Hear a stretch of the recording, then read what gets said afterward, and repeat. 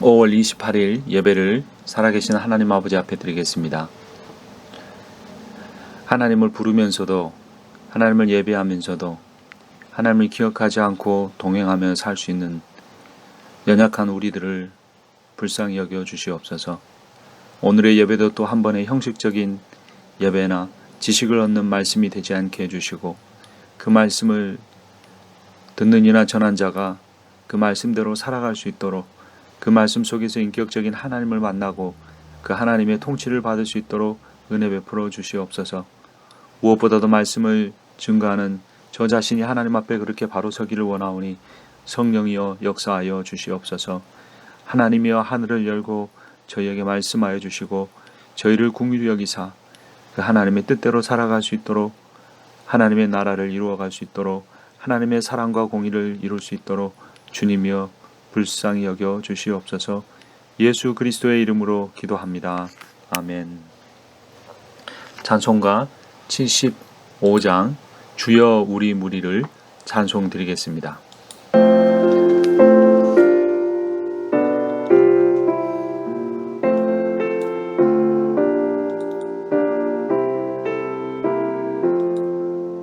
주여 우리 무리를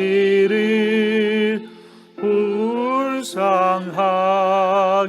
여기사 비신 복을 주시고 주의 얼굴 배소서. 주여 구원하심을 널리 알게 하시사이. 천하만국 백성들 주께 찬송합니다. 주가 다스리시고 바른 심판하시니 나라들이 즐기며 기쁜 노래합니다.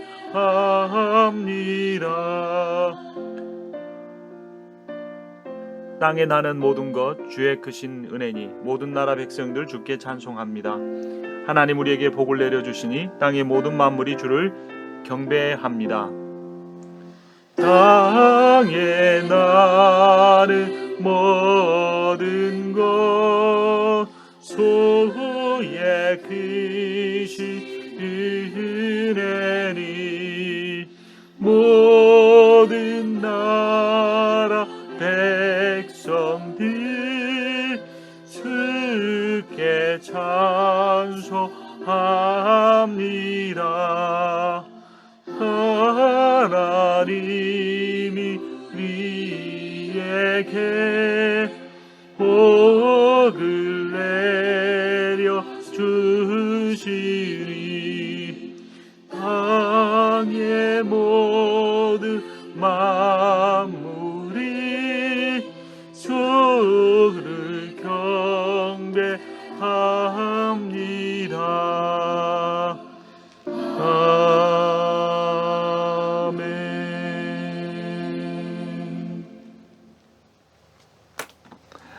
하나님의 말씀 역대하 28장 보겠습니다. 제 성경으로 구약성경 693쪽입니다.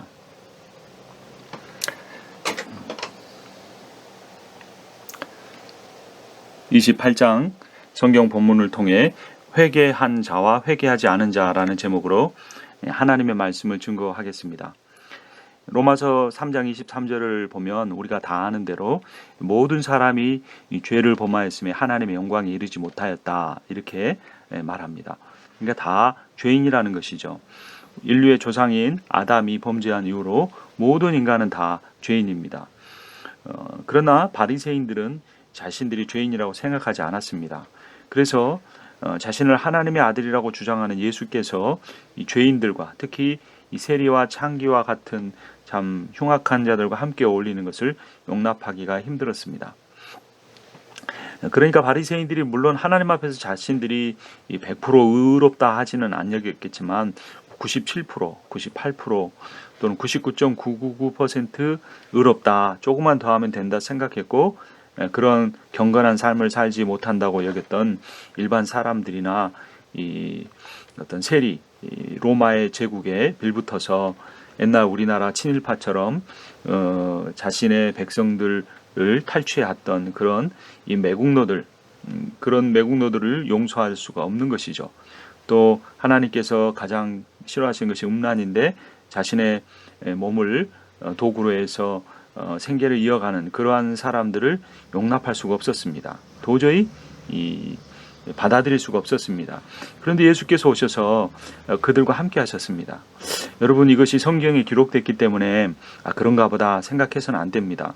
그 말씀은 역사하고 사실이니까 오늘날 시대에도 우리가 그런 상황을 목격한다면 어떻게 생각할까요?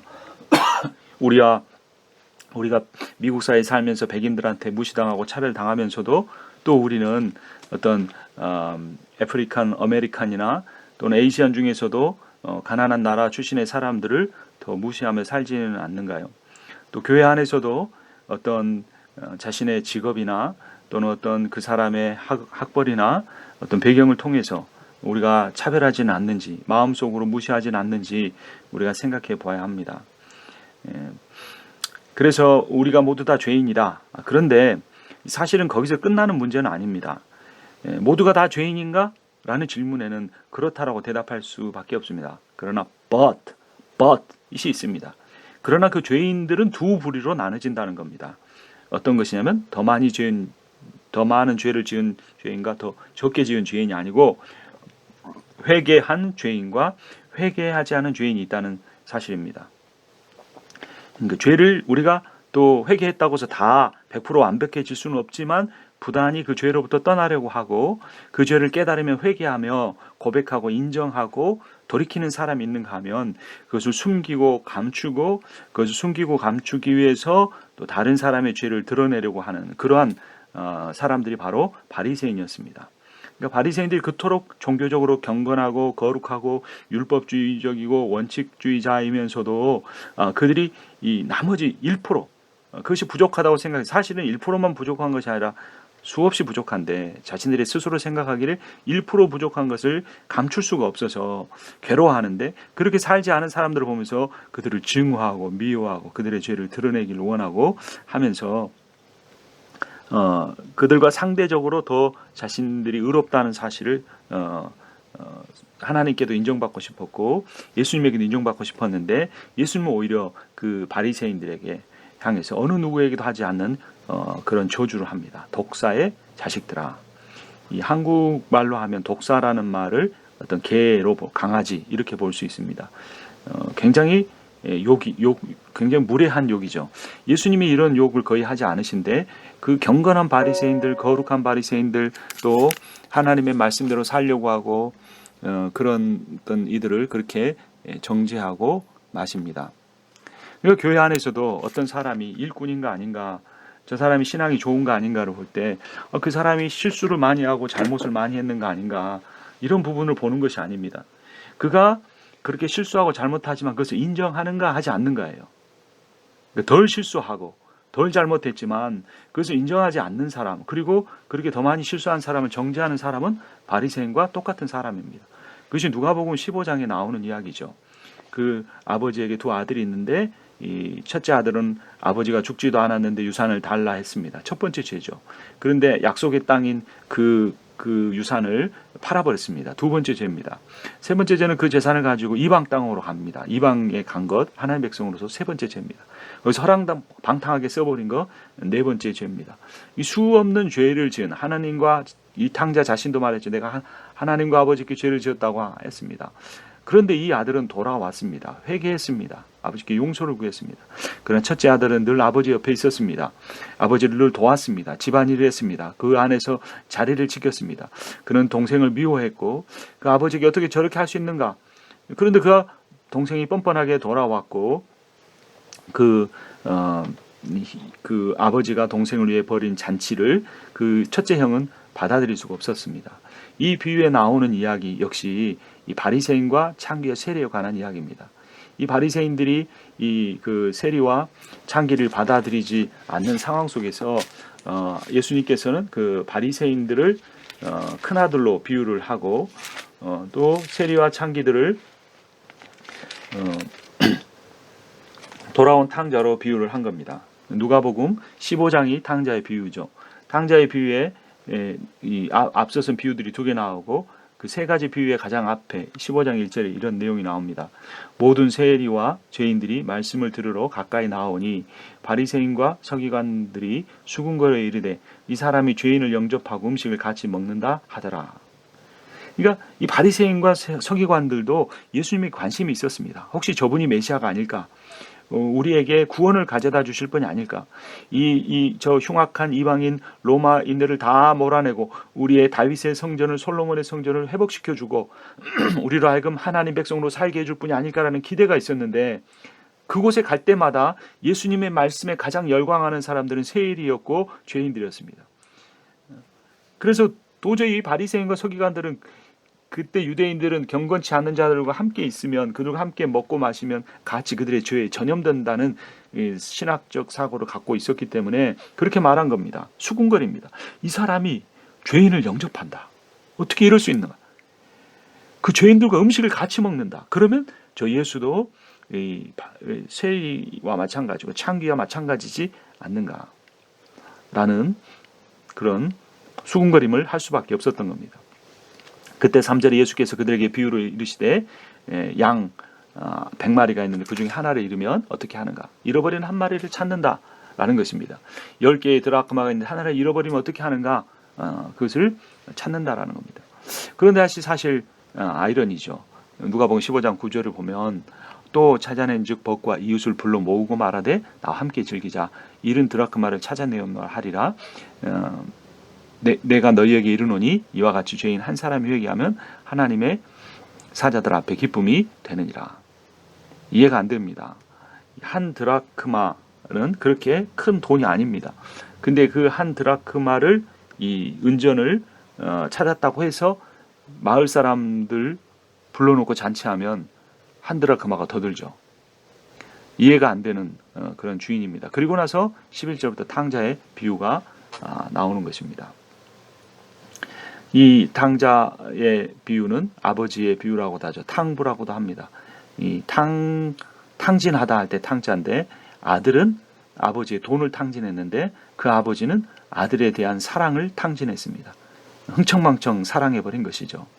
그런데 이 흥청망청 아버지의 사랑에 참여하지 못한 아들은 바로 큰아들이었습니다.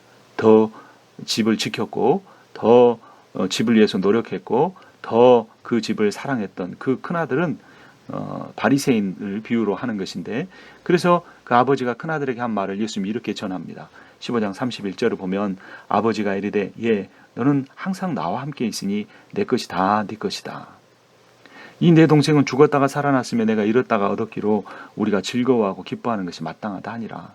이 탕자가 아주 그 불경건한 단어인데 그 단어를 이 아버지에게 쓴 겁니다. 탕부 하나님이라는 그 책을 팀켈러 목사님이 쓰셨습니다. 탕자, 창기도 탕기라고도 할 수 있습니다. 그러니까 이 탕부의 탕진하는 사랑은 결국 은혜입니다. 은혜라는 것은 있을 수 없는 일입니다. 은혜라는 건 받을 자격이 없는 사람에게 주어지는 구원의 선물이에요.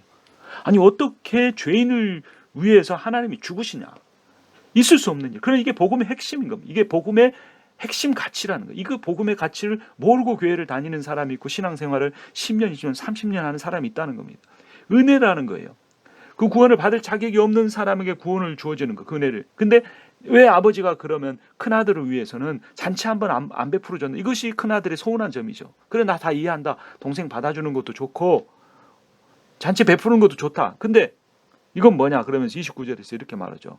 아버지께 대답하여 이르되 내가 여러의 아버지를 섬겨 명을 어기며 내게는 염소 새끼 주어 나와 내 벗으로 즐기게 하신 일이 없더이다. 그런데 이 탕자가 돌아왔을 때는 살찐 송아지를 잡으셨나이다. 아버지가 바른 정당한 사람입니까? 공정한 사람입니까? 하고 되는 거죠. 그때 아버지가 너는 항상 나와 함께 있으니 내 것이 다 내 것이로다. 그러니까 이 큰아들의 문제는 아버지와 가장 가까이 있는 것처럼 보였지만, 바리새인들이 가장 성전에 있었고 말씀을 사모하는 것처럼 보였지만, 의로워 보였지만, 그 모든 것이 하나님의 것이 자기의 것이라는 믿음이 없었던 거예요. 믿음. 근데 믿음이란 뻔뻔한 것이죠. 자기가 할 일을 다 하고도 그 아버지의 것이 자기 거라는 그 믿음이 없었는데, 이 둘째 아들은 어떤 믿음을 갖고 있습니까? 얼마나 뻔뻔한지 보십시오. 누가복음 15장 18절에 보면 내가 일어나 아버지께 가서 이르기를 아버지 내가 하늘과 아버지께 죄를 얻었사오니 지금부터는 아버지 아들이라 일컬음을 감당하지 못하겠나이다. 나를 품꾼의 하나로 보소서하리라. 굉장히 양심이 있는 것 같죠. 아들이라고는 하면 안 되죠. 제가 죄도 지었죠. 그러니까 나 품꾼의 하나를 여겨주세요. 겸손한 것 같습니다. 아닙니다. 뻔뻔한 겁니다. 그 당시에는 아버지 죽기 전에 재산 달라 하거나 하나님 주신 기업을 팔면 돌에 맞아 죽었습니다. 맞아 죽을 놈이 그냥 들어오는 것도 아니고 품꾼으로 여겨달라고, 먹고 살게는 해주라고. 뻔뻔한 겁니다. 이게 믿음입니다. 뻔뻔한 것이 믿음입니다. 그런데 뻔뻔하지 못한 것은 믿음이 아닙니다. 왜냐하면 이 둘째 아들이 뻔뻔할 수 있었던 건 아버지가 어떤 사람인 줄 알았던 겁니다. 은혜의 하나님이란 걸, 은혜의 아버지라는 걸, 탕부라는 걸 알았습니다. 그런데 늘 아버지와 함께 있었던 첫째 아들은 아버지를 나쁜 아버지로 알았던 거죠. 율법적이고 잘못하면 벌 주고 용서하지 않고 지옥에 보낼 수 있는 그런 아버지라고 생각해서 늘 그 살 떨리는 마음으로, 경직된 마음으로 아버지를 섬기고 봉사했던 겁니다. 신앙생활하면서 이렇게 율법적 신앙생활을 갖고 있으면 하면 아버지의 그 사랑을 이해하지 못합니다. 그래서 그것이 다른 사람에게 나타납니다. 왜 저 사람이 다른 사람에게 저렇게 다 꼬치꼬치 묻고 따지는가? 왜 저렇게 어떤 그 부정적인 말들 하는가? 그것은 그 사람이 신자일 때는 그 사람이 하나님을 그렇게 생각하기 때문입니다. 하나님이 자기를 꼬치꼬치 따지고 묻고 실수하면 내치고 심판하고 지옥에 보낼 거라고 생각하기 때문입니다. 그럼 그 사람은 왜 이렇게 은혜를 받아들이지 못할까요? 그것이 대부분 어렸을 때의 상처나 자라나면서 권위자에게 그 사랑을 받지 못했기 때문입니다. 어린 아이들은 본능적으로 부모의 사랑을 원하고 믿습니다. 그런데 어머니가 그 아이를 내팽개쳐두고 한 3, 4일 동안 젖도 안 먹이고 차가운 바닥에 누웠다면 그 아이는 그 일주일 동안 수 없는 목이 터져라고 쉰 목소리로 울었지만 그 도움을 받지 못할 때 그 자기를 도와줘야 할 존재에 대한 원망, 포기, 그런 정죄하는 마음이 생겨서 신앙생활을 한 뒤에도 그렇게 은혜의 하나님을 도저히 받아들일 수가 없고 율법적 생활을 하면서 다른 사람이 비판적이고 다른 사람의 잘못이 조금이라도 드러나면 분노하고 화를 내면서 그것에 대해서 민감하게 반응하는 것입니다. 그러나 여러분, 복음을 받아들이셔야 합니다. 우리는 다 죄인이지만 회개하는 죄인과 회개하지 않는 죄인이 있다는 것입니다. 회개한 죄인은 아무리 그 죄가 무거워 보여도 구원을 받지만 회개하지 않는 죄인은 아무리 가벼운 죄를 지은 것 같아도 용서받지 못하고 지옥에 갈 수가 있습니다. 그런데 회개하는가 회개하지 않는가가 뭐에 달려있느냐? 회개라는 것은 돌아온다는 의미, 슈브라는 히브리어 동사의 그런 것입니다. 돌아온다. 아버지께로 돌아온다. 탕자가 돌아오듯이 뻔뻔한 믿음 가지고 돌아온다. 눈물 흘리고 용서해달라고 한다. 또 나갈 수 있었지만 또 들어온다. 이것이 어떻게 보면 양심도 없어 보이는 뻔뻔한 믿음인데, 그 뻔뻔한 믿음은 하나님의 은혜에 대한 깊은 신뢰로부터 온 것이고, 물론 그것이 바람직한 일이 아니고 그는 하나님 앞에 큰 어떤 은혜는 누리지 못하겠지만 그래도 구원의 그늘 가운데 머물 수가 있는데, 하나님 아버지를 옆에서 섬기고 봉사해서도 그 회개하지 않으면 안 된다는 겁니다. 오늘 역대하 28장에 보면 북이스라엘과 남유다의 이 회개하는 모습과 회개하지 않는 모습이 이 대조가 됩니다. 어제 요담 왕은 굉장히 의로운 왕이었죠. 이 사람은 인생에 한 방은 없었습니다. 근데 한 걸음씩 걸어왔습니다. 한 걸음 한 걸음 왔어요. 그래서 점점 강해졌어요. 그런데 이 요담이 그래서 굉장히 하나님 보시기에는 훌륭한 왕이었어요. 인간적으로는, 역사적으로는 대단히 성공한 왕은 아니었지만 인간적 하나님 보시기엔 성공했어요. 근데 이 요담의 대조적인 아들 아하스가 아주 악행을 저지릅니다. 28장 2절 아하스가 왕이 오를 때 나이가 20세라 예루살렘에서 16년 동안 다스렸으나 그의 조상 다윗과 같지 아니하여 여호와 보시기에 정직하게 행하지 아니하였다. 처음부터. 그래도 다른 왕들은 보시기에는 정직했지만 마음을 다 들이지 못했다. 이렇게 했어요. 근데 다윗과 같지 않았고 정직하지도 않았다. 처음부터 이렇게 아주 그냥 본격적으로 부정적인 이야기 기록된 왕은 아하스가 처음이라고도 할 수 있습니다. 그는 2절에 보면 이스라엘 왕들의 길로, 여기 북이스라엘입니다. 행하여 바알들의 우상을 만들고 또 흰놈의 아들 골짜기에서 분향하고 여호와께서 이스라엘 자손 앞에 쫓아내신 이방 사람들의 가증한 일을 본받아 그의 자녀들을 불사르고 무시무시한 죄를 저지릅니다. 또 산당과 거기서 분향하고 5절에 보면 그래서 하나님이 진노하십니다. 5절에 그러므로 그의 하나님 여호와께서 그를 아람 왕의 손에 넘기심에 그래서 고통을 당합니다. 그 이유를 다시 6절에 설명합니다. 이는 그의 조상들의 하나님 여호와를 버렸기 때문이다. 그래서 하나님이 이제 남유다가 그 왕 아하스로 인하여서 우상 숭배하고 하나님께만 아니라 또 자녀들과 이웃들에게 범죄해서 그들을 심판하시죠. 근데 그때 심판의 도구로 누가 사용되느냐? 이 남유다를 심판하는 도구가 북이스라엘입니다. 근데 이 북이스라엘 하나님의 심판의 도구로 사용하면서 너무 심하게 남유다를 다룹니다. 8절 보면 이스라엘 자손이 그들의 형제 중에서 그들의 아내와 자녀를 합하 20만 명을 사로잡고 그의 재물을 많이 노력하여 사마리아로 가져가니. 그러니까 아주 그냥 기가 산 겁니다. 그 전까지 남유다에 눌려 있다가 하나님께서 이 남유다를 손봐주려고 북이스라엘 키워주니까 아주 자기 때를 만난 겁니다. 그래서 9절에 그런데 그때 다행히 한 선지자 여호와의 선지자가 나타납니다. 9절 그곳에 여호와의 선지자가 있는데 이름은 오데시라. 그가 사마리아로 돌아오는 군대를 영접하고 그들에게 이르되 너희 조상의 하나님 여호와께서 유다에게 진노하셨으므로 너희 손에 넘기셨거늘 너희 노기가 충천하에 살육하고 라고 합니다. 그러니까 너희가 지나치게 했다라는 겁니다. 10절 이제 너희가 또 유다와 예루살렘 백성들을 압제하여 노예로 삼고자 생각하는도다. 그러나 너희는 너희 하나님 여호와께 범죄함이 없느냐? 너희도 똑같이 범죄했다. 11절 그런즉 너희는 내 말을 듣고 너희 형제들에서 사로잡아온 포로를 너와 돌아가게 하라. 여호와의 진노가 너희에게 임박하였느니라 한지라. 그러니까 하나님이 북이스라엘을 써서 남유다 조금 손봐주려고 했는데 이 북이스라엘이 아주 그냥 손봐주는 정도가 아니라 팔을 비틀어버리고 팔을 잘라버리고 아예 그냥 노예로 삼으려고 한 겁니다. 그러니까 어떤 일을 행합니까? 이 12절에 에브라임 자손은 북이스라엘의 대표적인 지파입니다. 우두머리 몇 사람 곧 요하난의 아들 아사랴와 무실레못의 아들 베레가와 살룸의 아들 여호스기야와 하들레의 아들 아마샤가 일어나서 전쟁에 돌아온 자들을 막으며 그들에게 이르되 너희는 이 포로를 이끌어 들이지 못하리라. 너희가 행하는 일이 우리를 여호와께 허물이 있게 함이니 우리의 죄와 허물을 더하게 함이로다. 우리의 허물이 이미 커서 진노하심이 이스라엘에게 임박하였느니라 하며. 그러니까 선지자 의 말을 오뎃의 말을 듣고 이 북이스라엘 대표 지파인 에브라임의 이 지도자들이 지금 이 남유다를 이렇게까지 다루는 것은 이제 이게 우리에게 허물이 될 수 있다라고 말한 겁니다. 그러자 그들이 어떻게 합니까?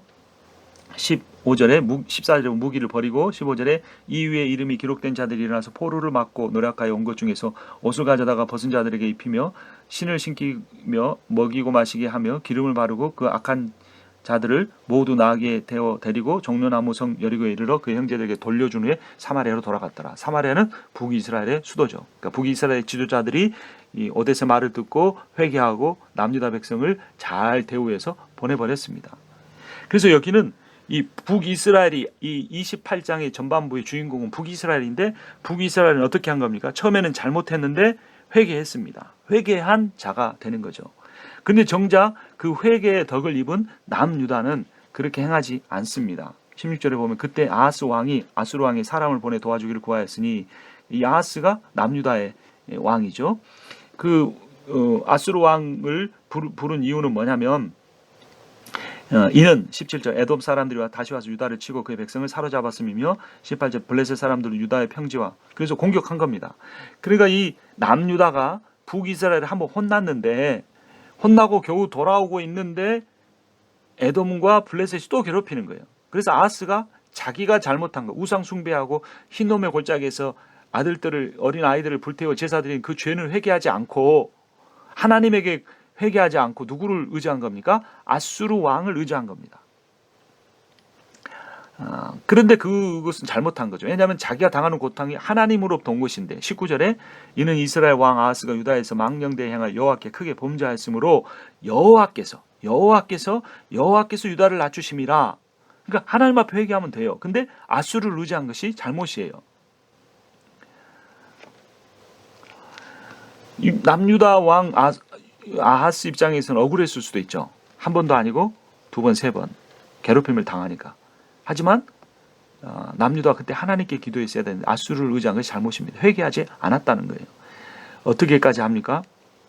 23절에 아하스가 여호와의 정과 왕궁과 방백들의 집에서 재물을 가져다가 아수르 왕에게 주었으니 그에게 유익이 없었더라. 성전의 기물을 아수르에게 준 겁니다. 그 말은 아수르 왕을 하나님보다 더 높이 쳤다는 거죠. 자기를 이 억울하면서 구원해 줄 그 존재를 찾기 위해서 자기의 모든 노력을 기울인 겁니다. 아마 아하스는 왕으로서 책임을 다하려고 했을지 모릅니다. 남유다가 멸망해 가는 것을 막으려고 했을지도 모릅니다. 자기의 잘못 때문에 였지만 마지막이라도 잘하고 싶었을지 모릅니다. 그러나 그는 하나님을 의지하지 않는 것은 잘못이었습니다. 우리들의 우상이 있습니다. 비즈니스를 하시는 분은 여기 와서 참 신분이 없을 때 신분 만들어가며 비즈니스하고 이만큼 일구어 놓은 거 그거 사라지려고 하면 우리는 모든 노력을 다해서 그것을 지키려고 할지 모릅니다. 근데 그것이 내가 하나님 앞에서 불경한 거는 하나님이 치시는 거면 하나님 앞에 해결해야지 인간들을 쫓아다니면서 해결하려고 할 때 조금 되는 것 같지만 더 큰 일이 일어날 수가 있습니다. 자녀를 교육하는 것도 마찬가지입니다. 내게 인생에 아무런 소망이 없을 때 자녀 낳아서 평생 자녀를 위해 헌신하고 살아왔기 때문에 자녀가 잘 되는 것은 모든 것을 기울일 때 그것이 최고의 우상입니다. 그리고 자기의 잘못 때문에 자녀에게 문제가 생길 때 하나님 앞에 회개하면 되는데 끝까지 회개하지 않고 사람 의지하고 돈 의지하고 성공을 의지하고 명예 의지하고 대학 의지할 때 하나님께서 하나님께 회개하지 않는 자가 되고 회개하지 않는 자가 되면 하나님의 진노에서 벗어날 수 없고 구원에 이를 수가 없다는 것을 깨달아야 합니다. 평신도만 아니라 목회자에게는 교회가 우상입니다. 교회가 잘 되는 거. 아무리 악한 목사도 교회를 흐트리려고 하는 사람은 없습니다.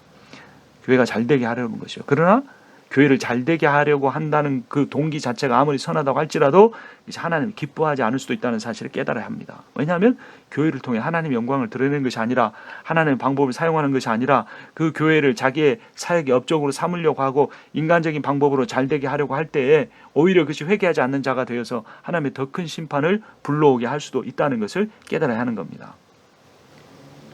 동기가 선하냐 안 선하냐 중요하지 않습니다. 하나님이 원하시는가 원하시지 않는가가 중요한 겁니다. 하나님이 원하시지 않는 방법은 바르지 않은 방법입니다. 하나님과의 관계가 끊어지려고 하는 사람의 특징은 항상 정의가 무엇인가 라는 것입니다. 정의를 세우지 말라는 말이 아닙니다. 정의를 세울 자격이 있기 위해서는 하나님이 원하시는 방법을 기다릴 줄 알아야 되고 하나님의 때를 찾아야 하나님의 방법을 찾을 줄 알아야 되고 하나님의 때를 기다릴 줄 알아야 되는데 결국 정의를 앞세우고 어떤 선한 목적을 앞세우지만 결국에는 그 모든 것들을 통하여 자신을 높이려고 하는 데 있을 때 문제가 되고 그것이 우상이 될 수 있다는 것입니다. 그것이 세상의 비즈니스라고 해서 우상이 되고 교회라고 해서 우상이 되지 않는 것이 아니라는 겁니다. 교회를 세우고 교회가 하나 되게 하는 것도 인간적인 방법으로 하려고 할 때는 잘못입니다. 이것이 저의 문제점입니다. 사람의 방법으로 교회를 하나 되게 하려고 한 것.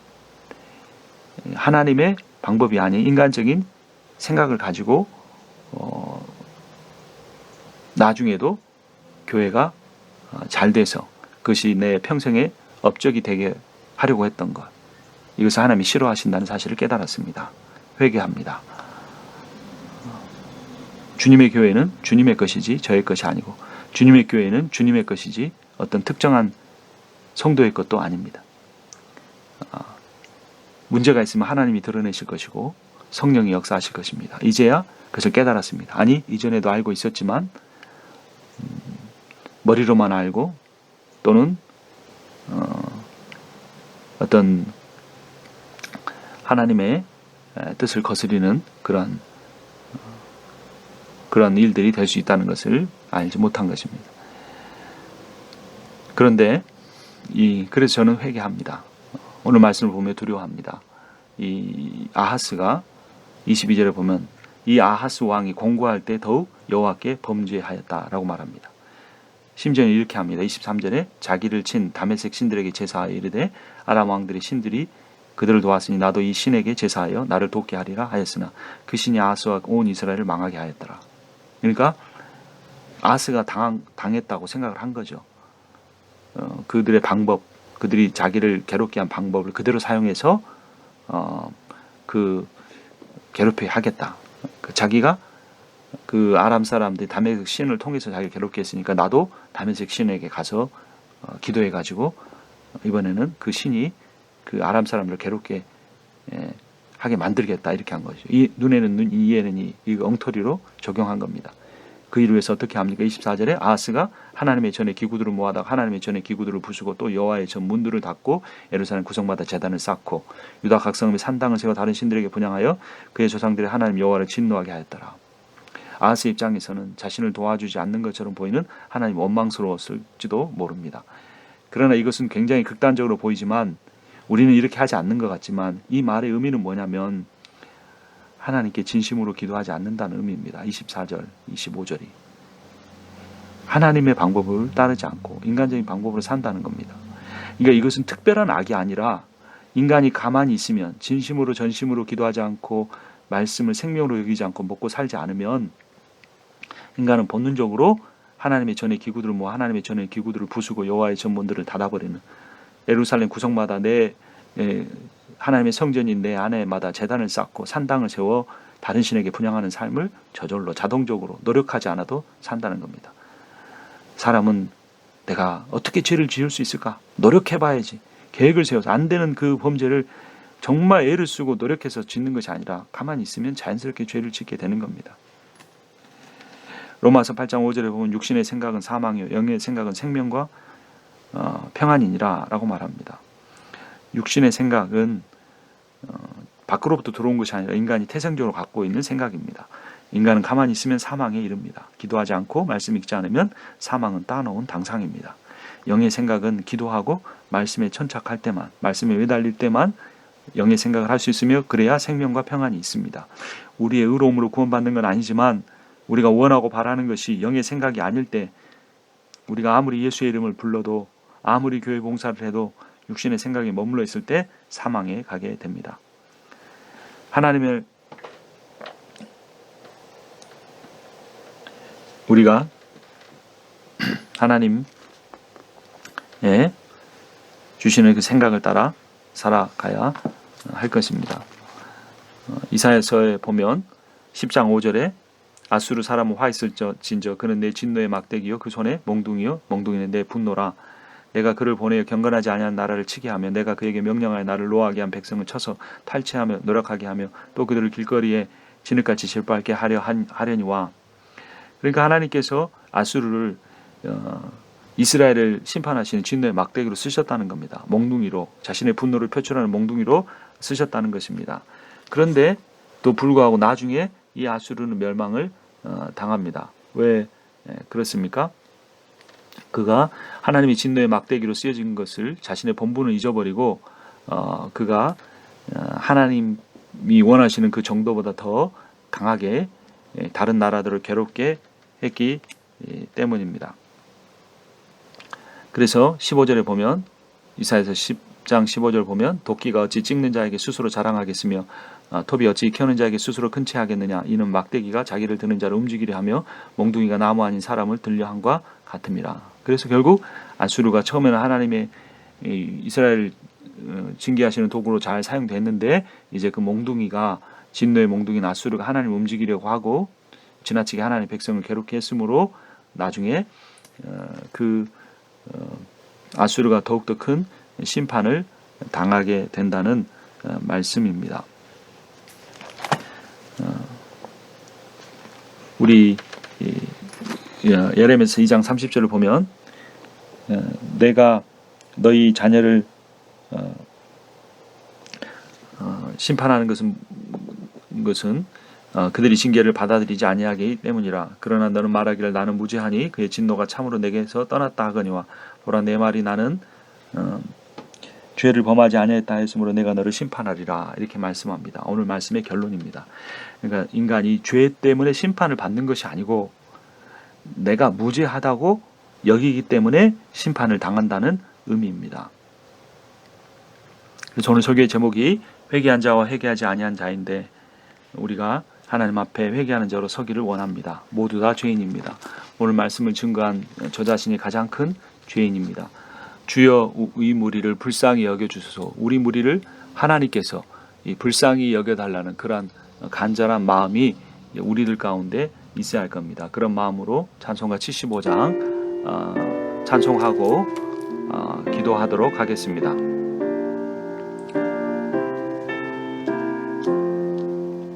주여 우리 무리를 불쌍하게 여기사 희신 복을 주시고 주의 얼굴 뵈소서.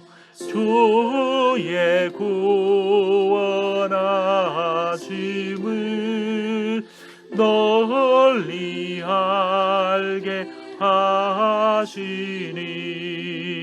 천하만국 백성들 주께 찬송합니다. 주가 다스리시고 바른 심판하시니 나라들이 즐기며 주의 분 노래합니다.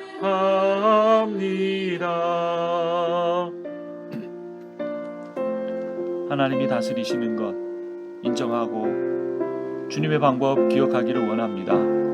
육신의 생각은 사망이요 영의 생각 생명과 평안이라 말씀하셨사오니 하나님 아버지 영으로 말미암는 생각을 품게 하여 주시고 내 안에 있는 모든 육신의 생각을 내려놓게 하여 주시옵소서.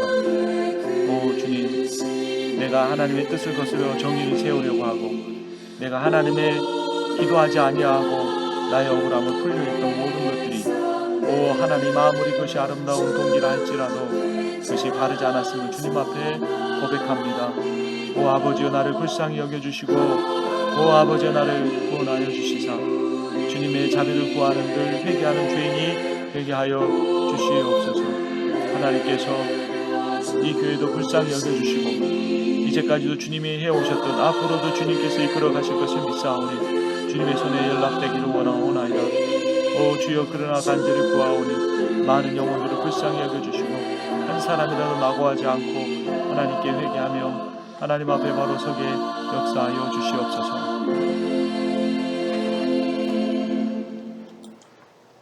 하나님께서 이 교회와 또 이 말씀을 듣는 모든 무리들 가운데 그들을 불쌍히 여겨주시고 회개하는 죄인이 되어 참 염치 없는 믿음으로 하나님의 은혜를 늘 누리고 아버지께 돌아오는 삶을 살게 해 주시옵소서. 예수 그리스도의 이름으로 기도합니다. 아멘.